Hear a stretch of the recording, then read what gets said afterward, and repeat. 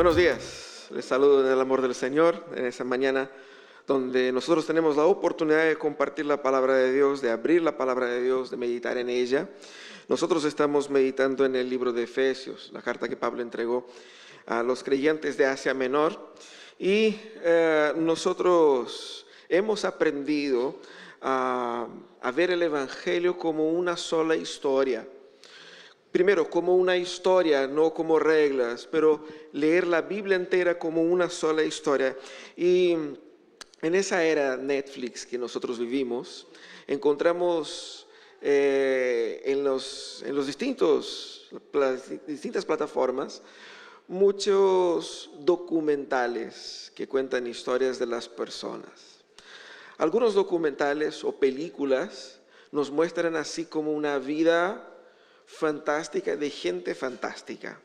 Y uno dice, wow, al lado de esas personas soy un nada, ¿cierto? Y nosotros tenemos la idea de que grandes historias de vida son para personas especiales. Y nosotros como que estamos en la vida común y corriente. Y muchas veces estamos con la sensación de que estamos viviendo una vida más abajo de lo común y corriente, ¿cierto? El punto es que nosotros entendemos mejor quiénes somos cuando entendemos la historia que estamos viviendo. Quizás muchos van a pensar que no estoy viviendo una gran historia, si le cuento no daría mucho rating, pero yo te entiendo mejor cuando conozco su historia, cuando conozco los problemas por los cuales pasaste. Porque nosotros somos seres históricos y quizás muchas de las angustias del hoy son productos de los eventos de ayer. Y yo tengo que entender eso. Ahora, cuando nosotros hablamos de Jesús y hablamos del Evangelio, algunos tendrán la impresión de que eso es otra cosa, eso son ideas, esos son pensamientos, filosofías, conceptos, y que yo me apropio de ellos o no. Pero en realidad el Evangelio es la historia en la que todos nosotros estamos viviendo. Luego, para que yo me entienda mejor y verdaderamente, tengo que entender qué historia es esa que Dios está contando. La Biblia nos está dando una gran historia, nuestra historia, la historia de la humanidad. Cuando yo entiendo lo que la Biblia me dice, yo entiendo por qué soy así, porque el mundo es así y hacia dónde apunta todo eso. Entonces es importante entender el Evangelio como una gran historia, y porque el Evangelio no se trata de lo que yo hago para ser salvo. El Evangelio se trata de cómo Dios está redimiendo al mundo, qué historia Dios está escribiendo y dónde me encajo yo en esa historia. ¿Cuál es mi lugar en esa historia? De eso vamos a hablar hoy día. Porque, por ejemplo, cuando ustedes entran a un restaurante, o por ejemplo, ¿cierto? Ahí en el Sabro Food, usted va a comprar una comida de perro, ¿cierto? Y entras al local.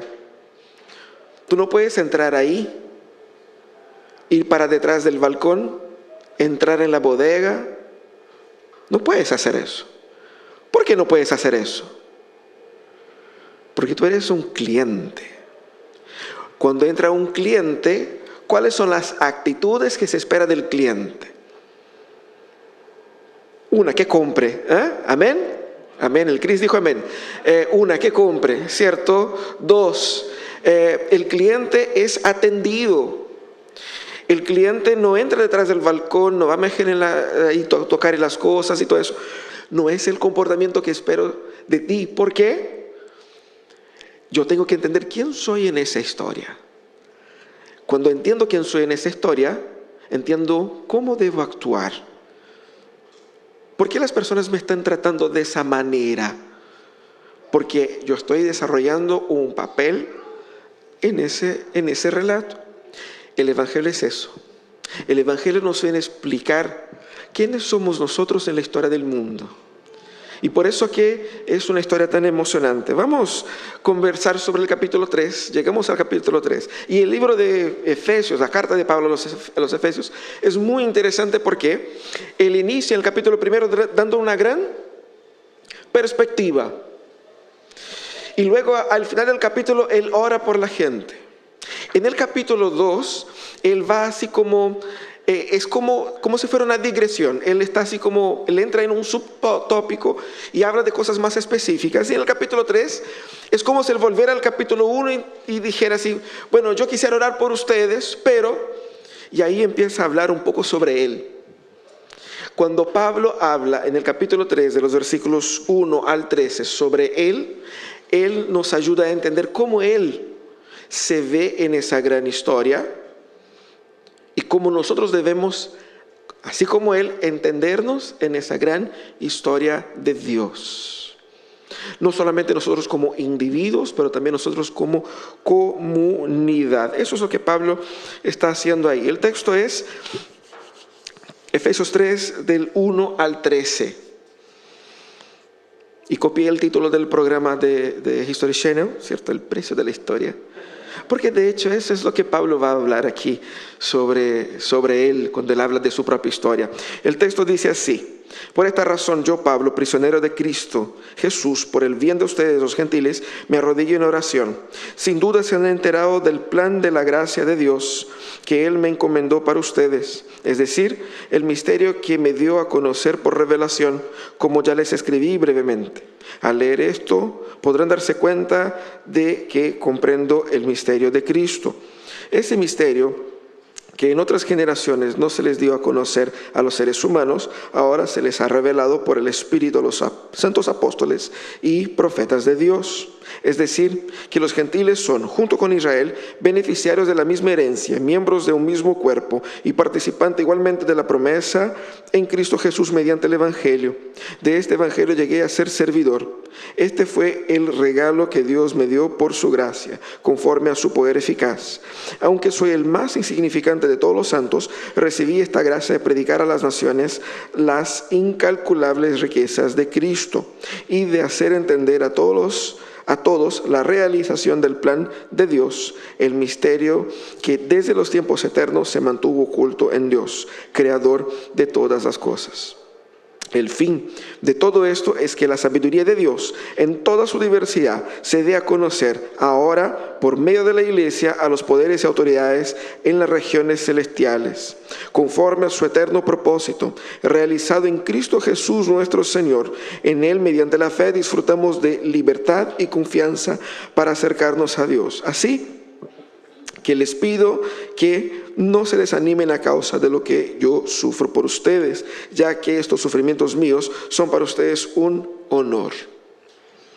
Seguramente si usted nunca había leído ese texto en la vida, cuando uno lee por primera vez, uno dice, ¿qué está hablando Pablo? ¿Cómo que se enreda un poquito? ¿Cómo que va y vuelve? ¿Y cómo que habla cosas? Así como, ¿de qué realmente está hablando? Pablo quiere orar por los efesios. ¿Por qué? Porque Pablo, al contar la gran historia de Dios para ellos, quiere que ellos entiendan de una vez por todas el Evangelio y disfruten de las inmensas bendiciones del Evangelio. Entonces, ¿qué es lo que hace Pablo? Explica el mensaje y ora por ellos para que entiendan el mensaje. Pero antes de orar, él habla lo que habló ahora. Yo quiero orar por ustedes, y empieza a hablar, y después va a orar solamente el versículo 14 en adelante, que vamos a ver próxima semana. Pero aquí, él, antes de orar, él dice, yo prisionero, y ahí es donde él entra con su relato de cómo él se ve a sí mismo en esa historia. Y cómo Pablo se interpreta en esa historia, la historia de Dios, nos va a ayudar a entender cómo nosotros debemos interpretarnos en esa historia, porque para eso cuenta Pablo su relato aquí. Primeramente, lo que vemos es que Pablo se ve a sí mismo o interpretaba su realidad a la luz del Evangelio. ¿Y cómo se ve esto? Él dice, por esta razón yo, Pablo, prisionero de Cristo Jesús. Pablo estaba en la cárcel, él escribió la carta de los Efesios desde la cárcel. Y él no escribe ese texto desde el resentimiento humano contra el poder que lo tenía aprisionado. ¿Por qué? ¿Quién lo tenía preso? César, el emperador, Roma, los poderes legales de la época. Él no está lamentando, no, es que esos judíos, porque así fue, los judíos hicieron una presión, levantaron acusaciones contra Pablo y denunciaron a Pablo, y Pablo, bueno, cuento corto, apeló a César y estaba en Roma preso. Entonces él no levanta la acusación diciendo, pucha, que esos judíos que me tuvieron acá, yo podría estar predicando, plantando iglesias, y por culpa de estos judíos estoy acá. Él no dijo, por culpa de César, de Roma, que no ve lo que estoy haciendo, que no ve que es injusto lo que me están haciendo, estoy acá. Él no dijo eso. Nosotros quizás interpretaríamos, estando en sus zapatos, interpretaríamos nuestra vida así. Pero él no interpretaba su realidad así. Porque él veía su realidad a la luz del Evangelio. Quizás mucho del dolor, de la angustia, del sufrimiento que tienes por cómo está tu vida es porque estás interpretando tu vida no a la luz del Evangelio, no a la luz de la gran historia de redención de Dios, sino que lo estás viendo desde una perspectiva individualizada, desde una narrativa equivocada. Y por lo tanto, las reacciones, las acciones, qué es lo que espero de la vida, qué es lo que hago, cómo vivo, son descuadradas con el plan de Dios. Y eso es lo que Pablo muestra acá. Él se ve a sí mismo como prisionero, pero más, él dice, yo soy prisionero de Cristo. Yo sé que estoy acá por mi fidelidad al Señor. Y eso no es un problema. No estoy lamentando. Porque yo sé cuál es la historia de Dios. Él no se ve a sí mismo como un pobre miserable. ¿Cómo se ve a sí mismo Pablo desde la perspectiva del Evangelio? Como una persona privilegiada. ¿Por qué? Porque a él le toca conocer y predicar de ese misterio. Y uno dice, ¿qué misterio es ese que el apóstol Pablo tanto habla? ¿Qué tan misterioso es eso? Básicamente es un sinónimo aquí para Pablo, para el Evangelio, el plan de Dios. ¿Por qué él dice misterio? Porque, como él explica acá, antes de Cristo, el mundo no sabía de esta gran historia. Esa gran historia estaba confinada, estaba reducida al pueblo de Israel. Incluso el mismo pueblo de Israel no la entendía bien. Ellos esperaban otro tipo de Mesías, otro tipo de Salvador.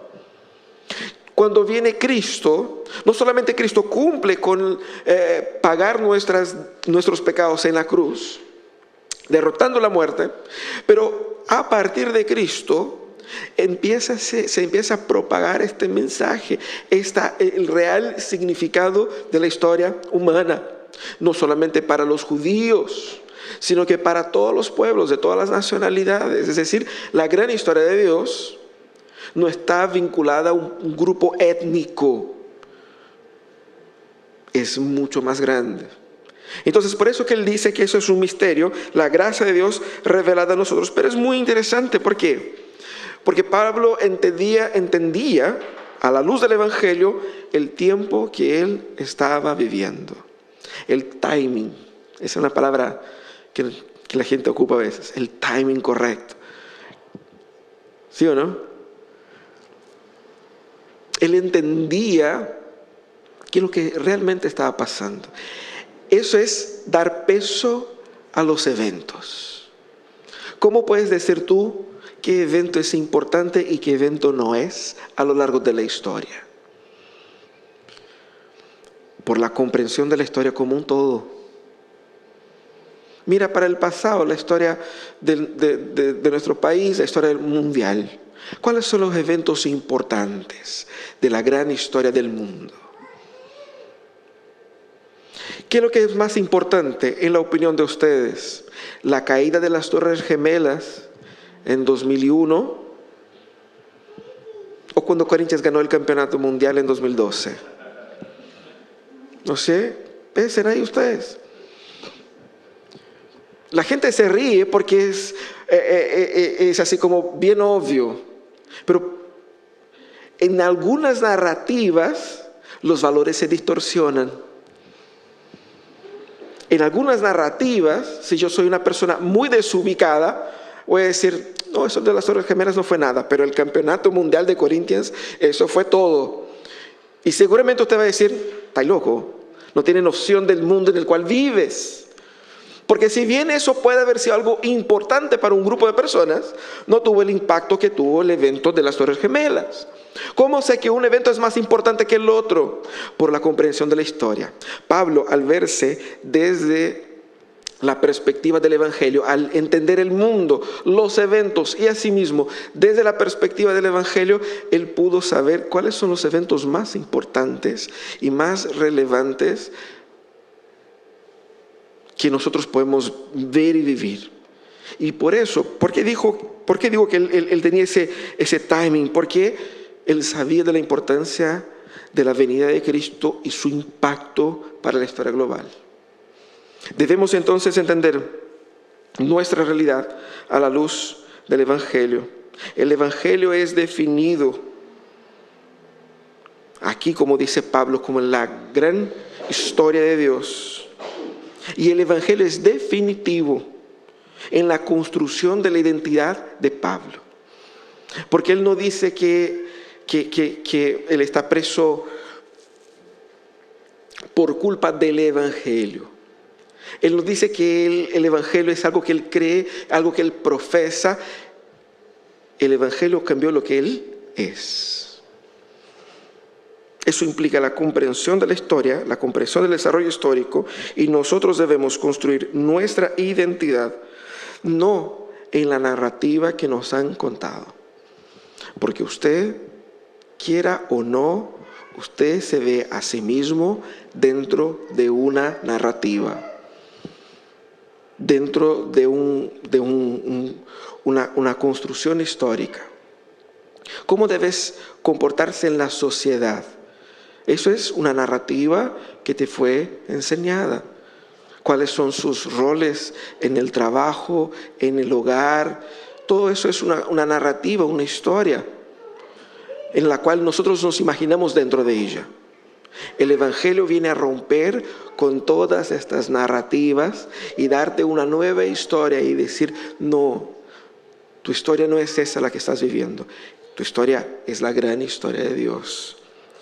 Es ahí de donde podemos extraer una identidad cristiana, bíblica. Cuando cambiamos el chip y entendemos que la historia en la cual yo estoy viviendo es una historia que contradice el plan de Dios. Debemos rechazar este relato idolátrico que nos identifica con los modelos de nuestra era. Modelos de consumo, modelos individualistas, modelos que están centrados en nuestras emociones, en nuestros placeres.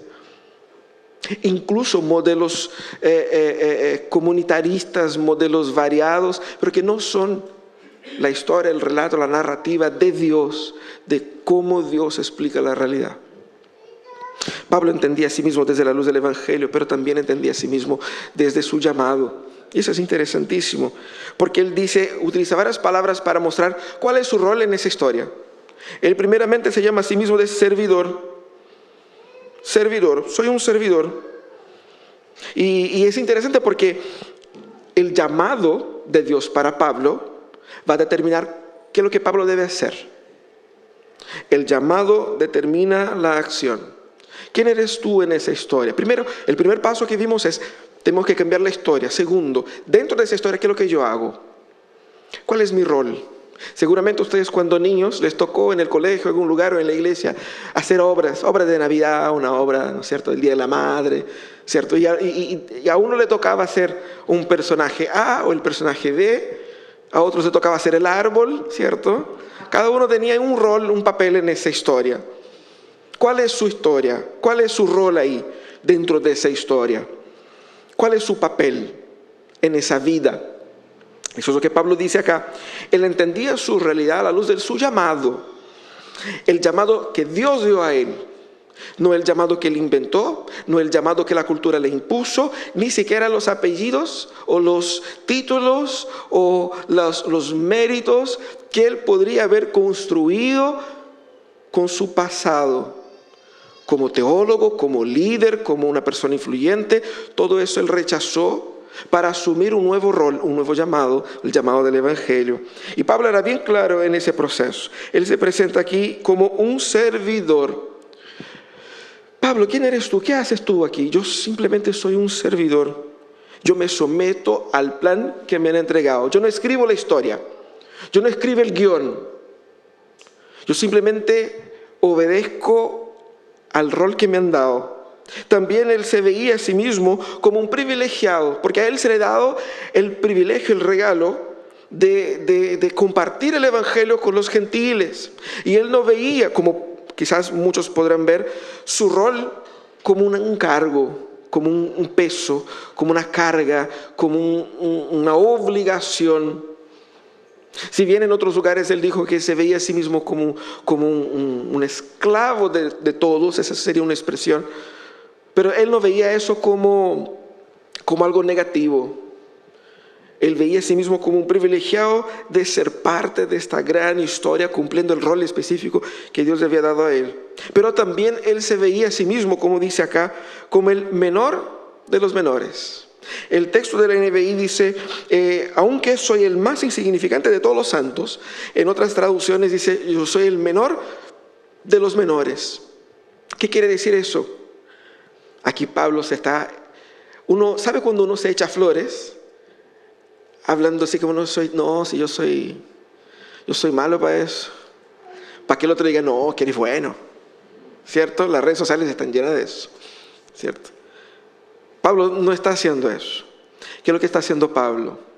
Pablo está relatando una comprensión de la real historia de él en esa nueva iglesia. ¿Por qué?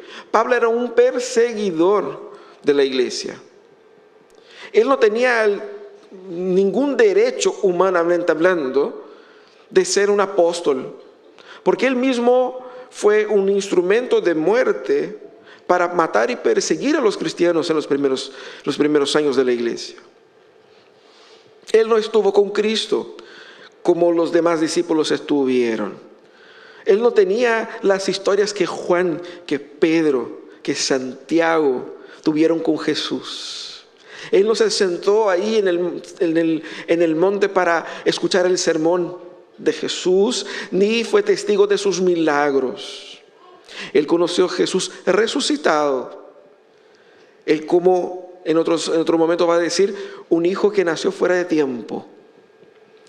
Y él dijo, aún siendo el menos merecedor de esto, tengo el privilegio de ser parte de esta gran historia de Dios. ¿Y cuál es su rol? Él dice, mi rol es predicar, de hacer entender a las naciones el plan de Dios para el universo.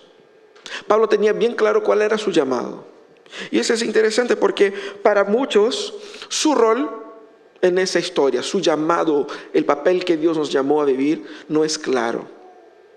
Y normalmente no es claro porque no hicimos el paso 1. No nos entendemos dentro de la gran historia del Evangelio. Entendemos el Evangelio como simplemente algo que yo creo, pero no es algo que es más grande que yo, que redefine mi historia y le resignifica todas las cosas. Cuando el Evangelio es entendido así como una narrativa que resignifica todo, me pregunto, ¿cuál es mi rol ahí? Y ese rol ahí es mucho más que un cargo dentro de la iglesia. Porque no es eso lo que Pablo está hablando acá. Y cuando hablamos de llamado, no estamos hablando llamado para lo que vamos a hacer intracorpus acá. Estamos hablando de un llamado para la vida toda. Pablo no era un predicador solamente cuando a él le tocaba predicar. Pablo, él entendía a sí mismo en su totalidad, consumido por este llamado. Pero el ser humano puede tener distintos llamados en su historia. El llamado paternal a ser padre, madre, el llamado a ser esposo, esposa, son llamados, son tareas que a nosotros nos corresponden. Como profesional, como estudiante, son distintas ocupaciones que tenemos, pero aquí Pablo habla de su llamado como algo que está por sobre todas esos pequeños llamados que yo tengo en la vida. Él está hablando de su gran propósito, de lo que consume y define todas las otras relaciones. Más que mi lugar en la iglesia, es mi lugar en el mundo. De eso está hablando Pablo. El rol que Pablo apunta acá es el rol definido por el Evangelio. El Evangelio te conducirá a tu llamado. El Evangelio te dará la perspectiva del peso que tienes, el rol que te desempeñas. Porque no todos hemos sido llamados para hacer como Pablo, predicar a las naciones en el primer siglo, porque ya estamos en el siglo XXI. Pero nosotros todos tenemos un llamado, y eso es interesante. Cuando Cristo nos redime, Él nos incluye en su historia. Y en esa historia todos nosotros tenemos un propósito nuevo. Pero hay muchos cristianos que piensan que pueden creer en Jesús y mantener propósitos antiguos. Yo tengo que abandonar los llamados antiguos. Y yo tengo que redefinir mis propósitos de vida a la luz del Evangelio. ¿Cómo sabré cuál es mi llamado? ¿Cómo sabré cuál es mi vocación? Comencemos haciendo el paso 1, entendiendo la historia de Dios como la gran historia que redefine todo. Luego, en la parte más práctica del libro de Efesios, vamos a ver cómo aplico el Evangelio en mi vida, y ahí progresivamente voy a comenzar a entender cuál es mi lugar en ese mundo, cómo debo actuar, cuál es mi identidad. Entonces, Pablo interpretaba su realidad a la luz del llamado que Dios dio para él. Nosotros debemos aceptar el llamado de Dios para nosotros y no el llamado que nosotros inventamos o que se nos han impuesto sobre nosotros. El propósito de tu vida es definido por Dios. Pablo entendía eso y Pablo vivía para el propósito de Dios. Renuncia hoy al propósito que no sea de Dios para tu vida. Y haz como Pablo, sométate al plan. Como él dice, soy un servidor, y un servidor espera escuchar informaciones e instrucciones para que yo sea lo que Dios quiere que yo sea. Eso es lo que Pablo nos llama a hacer. Pero también Pablo interpretaba su realidad a la luz del plan de Dios para la iglesia. La historia de Dios, es la historia de Dios en el mundo por medio de su iglesia. Usted lee el capítulo 1 y 2, usted va a ver que, sobre todo el capítulo 1, usted va a ver que Pablo está contando la historia porque Dios en Cristo nos eligió, Dios en Cristo nos redimió, Dios en Cristo en Cristo. ¿Qué significa ese en Cristo que Pablo repite tanto? ¿Qué significa estar en Cristo? Y ahí él termina diciendo que Cristo es la cabeza de un cuerpo que es la iglesia. Luego, toda la experiencia de salvación solo es posible al estar unido a Cristo. Y la iglesia es el cuerpo de Cristo. En otras palabras, la iglesia es la manifestación del plan de Dios en el mundo.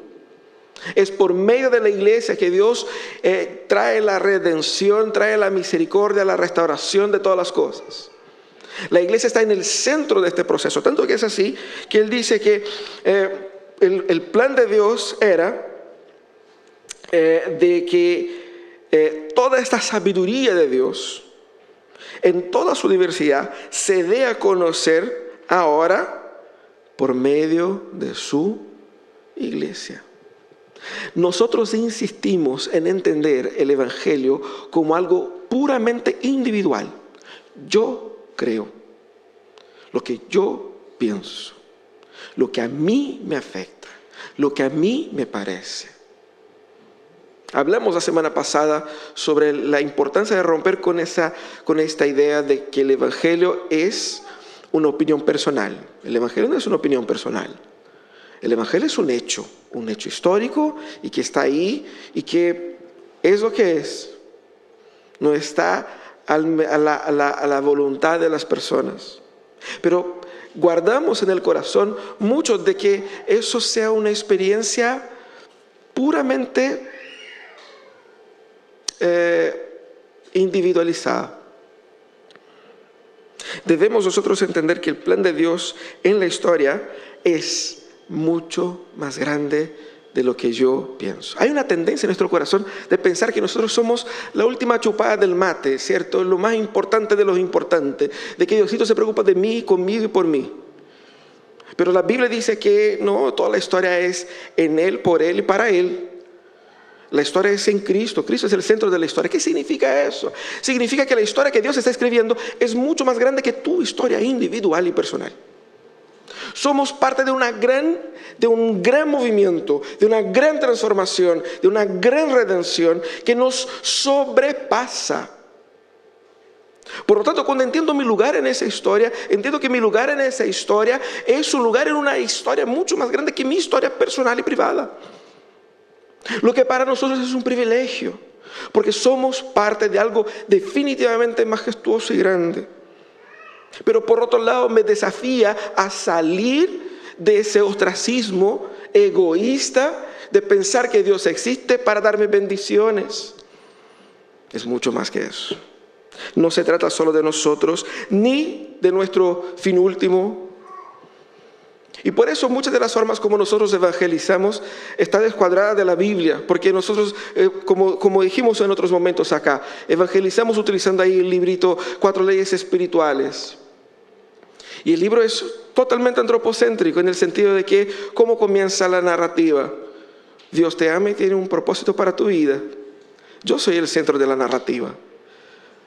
Si yo soy el centro de la narrativa, yo puedo decir quiero, no quiero, porque se trata de mí. Y la verdad del Evangelio es que no se trata de mí. No se trata de ti. Y eso es lo maravilloso. Porque uno piensa que lo que yo más necesito es algo que sea muy específico y diseñado para mí y para mis problemas. Pero el Evangelio viene y dice, primero, el mundo no está centrado en ti. El Evangelio y la salvación no se trata de ti. Y eso es lo que más necesitas. Es eso lo que te va a transformar de dentro hacia afuera. Es por medio de la iglesia que el plan de Dios actúa. La iglesia ocupa un lugar central en esa historia y es por medio de ella que Dios derrama su gracia en el mundo. Y más, Pablo dice aquí algo medio raro, dice, para dar a conocer ahora por medio de la iglesia a los poderes y autoridades en las regiones celestiales.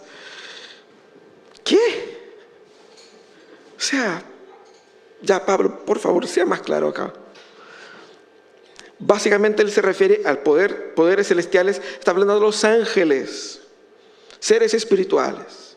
Y uno dice, ¿qué tiene que ver los ángeles? Yo estoy preocupado con el precio del aceite y él está hablando de los ángeles, de conocer, que los ángeles sepan. Yo no me preocupo de que los ángeles, ¿qué está hablando Pablo acá? Pablo está hablando de que el tamaño de la revolución que Dios está formando en su pueblo, el tamaño de la gloria de Dios que se ve en la iglesia, trascende incluso los límites de la historia humana propiamente tal. Es una historia cósmica. Es una historia que impacta incluso a seres espirituales. Es una historia grande. Por eso Pablo hace esa mención para mostrar la amplitud del impacto de lo que Dios está haciendo en nuestras vidas. Nosotros estamos aquí en una pequeña iglesia, en un pequeño inmueble templo. Nosotros estamos aquí predicando la palabra del Señor domingo tras domingo y como comunidad nos interactuamos durante la semana y eso puede parecer algo muy pequeño, algo muy acotado, muy distante de esa gran amplitud que Pablo dice acá.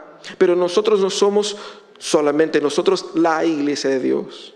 La iglesia de Dios es Son todos aquellos que son parte de la vida en Cristo, distintas comunidades, congregaciones que en ese exacto momento se están reuniendo con distintas formas de cultuar a Dios en distintos horarios, pero están viviendo el Evangelio en sus comunidades y están predicando y están influyendo con sus vidas en el mundo.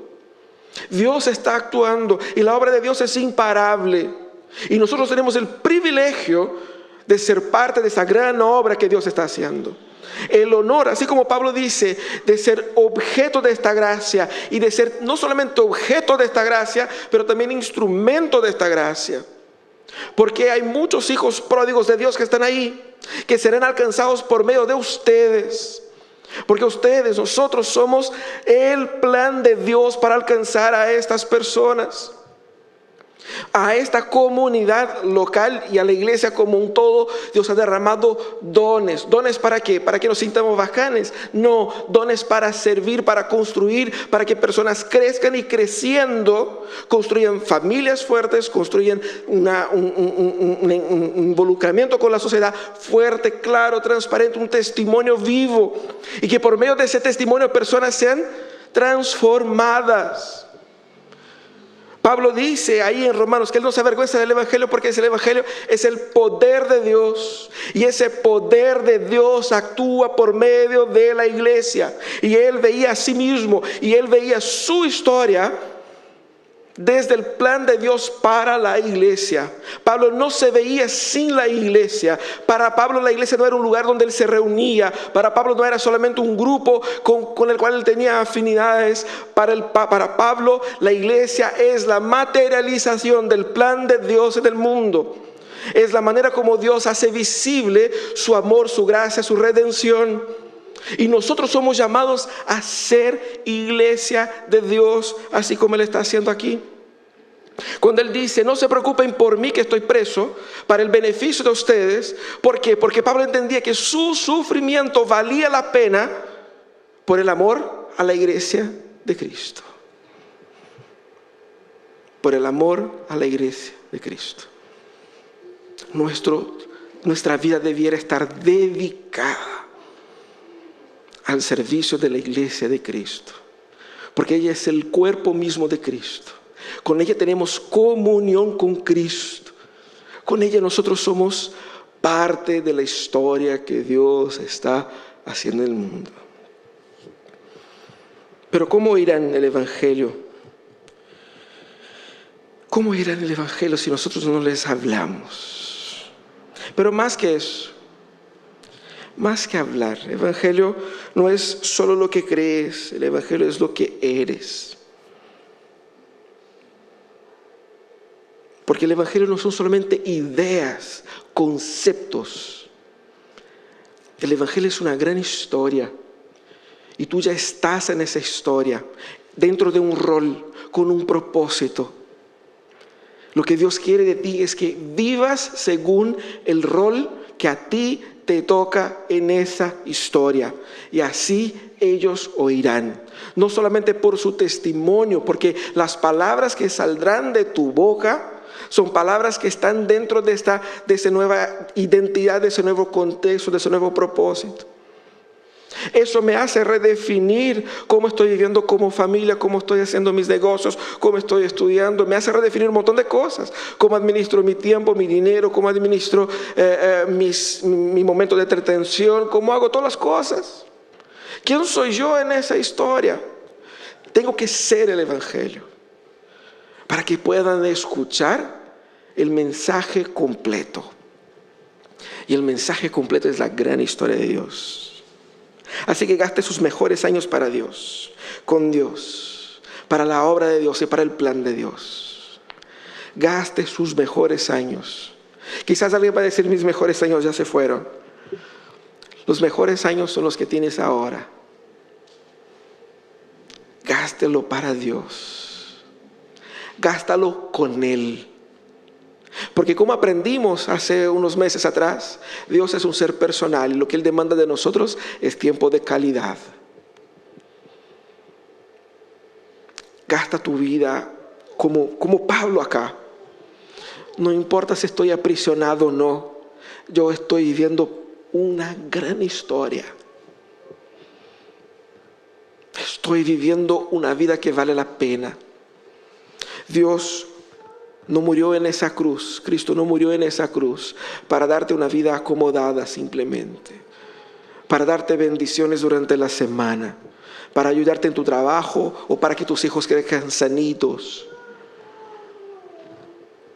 Hay más de Dios para ti. No vivas simplemente para tener una vida mejor y más tranquila. Hay más, hay mucho más. Hay mucho más. Nosotros estamos siendo bendecidos con las palabras de Pablo, porque Pablo entendió que no se trataba simplemente de buscar una vida tranquila en el primer siglo, ahora que él ya creía. Pablo abrazó el plan de Dios para él, se lanzó en el plan de Dios para él, y su impacto persiste hasta hoy. Abraza el plan de Dios para ti, porque tú no sabes hasta dónde Dios llevará el impacto de tu vida, porque tu vida importa, y tu vida tendrá un impacto, no un impacto definido por ti, un impacto definido por Dios. Y quizás tus nietos van a estar hablando de tu testimonio, de tu vida, de tu historia. Cuando dejaste de vivir para ti y decidiste vivir para Dios. Vamos a orar.